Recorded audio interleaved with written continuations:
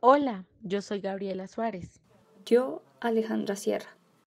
Y yo soy Sofía García.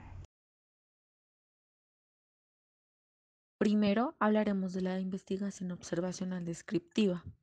Esta tiene como objetivo la observación y registro de los acontecimientos sin manipular ninguna variable.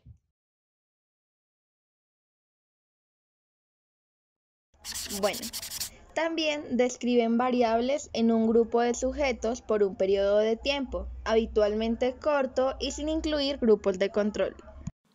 También dan una primera aproximación a la perspectiva de distribución del problema mediante la simple observación en un contexto determinado. Existen los prospectivos, que se deben a los hechos en futuro, y los retrospectivos, los cuales se deben a hechos del pasado. Como por ejemplo, cuando aparece una nueva enfermedad, el investigador es el encargado de observar y describir de qué trata.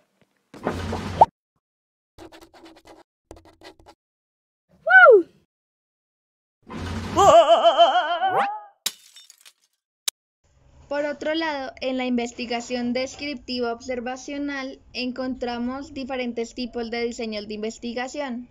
Allí se encuentra el diseño transversal, que es la comparación de diferentes grupos. Este diseño nos permite hacer mediciones en una sola ocasión y por lo tanto no hay un seguimiento. Un ejemplo de este podría ser un estudio médico el cual observa el predominio de cáncer de mama en una población. El investigador puede analizar una amplia gama de edades, etnias y clases sociales. Y si en esta investigación preliminar encuentra algo significativo, ya se podría investigar más a fondo.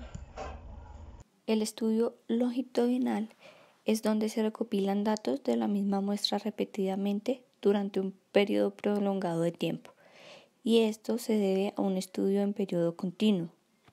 Como un ejemplo del estudio longitudinal podemos poner un grupo de niños que se les pasa una escala de desarrollo cada 2 años hasta los 20. Este tipo de diseño requiere de más tiempo y una buena selección de las pruebas para controlar en la medida de lo posible el efecto de las pruebas repetidas. También existe el diseño correlacional, el cual mide dos variables o más. Su objetivo es mirar si hay una relación entre estas variables. La correlación puede ser positiva cuando ambas suben, inexistente cuando una sube y la otra baja, o inversa cuando ambas bajan. Un ejemplo de esto puede ser en el tipo de correlación positiva.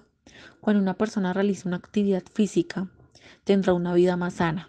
Entre más actividad física tenga, más sana será esta persona.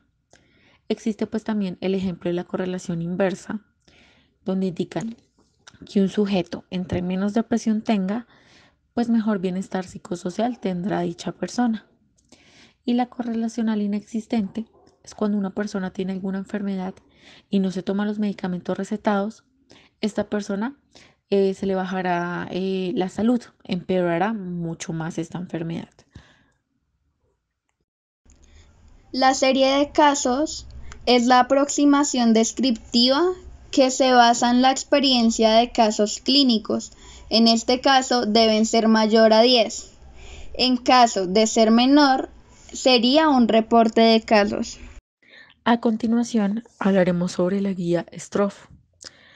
Fue desarrollada para ayudar a los autores a redactar sus estudios observacionales y existen 22 ítems, los cuales son título y resumen, introducción, contexto, fundamentos, objetivos, métodos, diseño del estudio, contexto, participantes, variables, fuentes de datos, sesgos, tamaño muestral, variables cuantitativas, métodos estadísticos, resultados, datos descriptivos, datos de las variables de resultado, resultados participantes, otros análisis, discusión, resultados clave, limitaciones, interpretación, generalidad y otra información.